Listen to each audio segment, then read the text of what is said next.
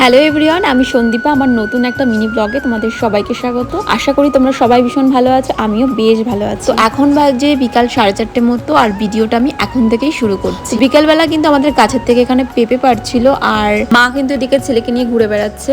আমাদের না সারা বছর পেঁপে এই গাছ থেকেই পেড়ে খাওয়া হয়। আমার মা এই গাছটা লাগিয়েছিল, তো সেইভাবে পেঁপে আমাদের কেনা হয় না। আর তারপরে আমি চলে গেছিলাম ছাদে। আর জানো তো, সারা সকাল প্রচুর বৃষ্টি হয়েছে, বিকালের দিকে একটু একটু রোদ বেরিয়েছিল।